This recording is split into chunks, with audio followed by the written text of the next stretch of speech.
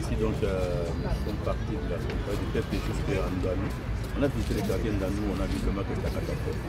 La population est dans l'eau, il semble même qu'il y a encore des cadavres dans les maisons, mais ça nous ne sommes pas allés jusque là parce qu'on ne peut pas aller les quartiers inondés complètement.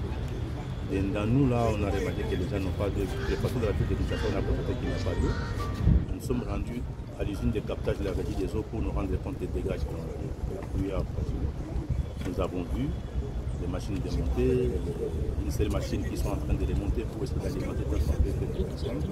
Nous avons vu les dégâts.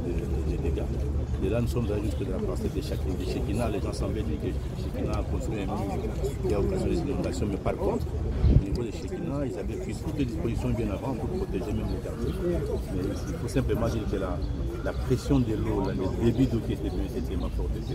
Ça a dû même surplomber les murs.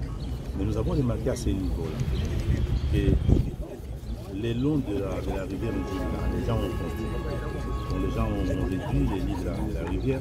Je pense que ce sont les constructions architecturales qui sont aussi à la base de cette situation-là. De là, nous sommes allés au l'université de Kinshasa pour nous rendre compte aussi des constructions qui sont faites le long du flanc. Des herbages qui a lié à ce niveau-là, occasionnant ainsi des érosions. Et puis nous avons terminé notre course par la paix des bâtiments, où malheureusement nous avons constaté qu'il y a des immeubles, même des grands immeubles, qui sont construits le long du fleuve. On a même poussé jusque dans les fleuves pour construire ces immeubles-là, sans se rendre compte que ça aussi a des inconvénients quand il y a des inondations. Donc moi, personnellement, ce que j'ai constaté, et je peux dire en tant qu'individu, parce que nous ne sommes pas encore réunis en commission pour prendre des dispositions, mais je pense que les quartiers Ndanou, c'est un quartier qu'on ne devait pas habiter. Les quartiers, on doit nécessairement les patrouiller, ça c'est notre inquiétude, parce que la population n'est pas à l'abri de notre catastrophe dans les jours qui viennent. S'il y a une pluie qui s'annonce dans les 3 ou 4 jours, ça sera encore la catastrophe là. Donc, autant probablement délocaliser ces gens-là, les reloger ailleurs, et puis laisser ces quartiers qui est très bas pour qu'ils servent aussi des bassins de rétention des eaux. Ils servent des versoirs pour que lorsqu'il y a beaucoup d'eau qui viennent, que cette eau soit gardée dans ces bassins-là. Ça serait peut-être une solution. La vie où on voit les choses ici, nous venons de cette population là-bas. Je crois que nous ne manquons pas d'avoir encore d'autres eau. Au lieu de compter 30 morts, on compte aujourd'hui, peut-être qu'on en comptera 50 aussi. Donc je crois que c'est un quartier pour lequel nous allons demander au ministre qui va être appelé à l'Assemblée de prendre des dispositions pour étudier déjà la délocalisation.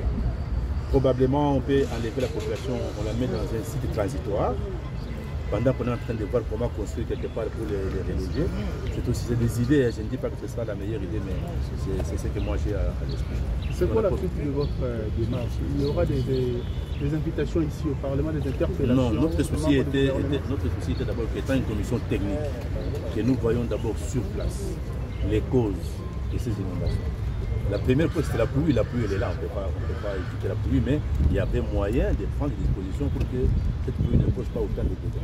Donc nous, c'était d'abord de regarder sur place pour voir sur le plan technique si les choses ont été respectées. Et nous sommes rendus compte. Et donc s'il y a une interpellation, n'importe quoi qui est arrivé par la suite, ça viendra.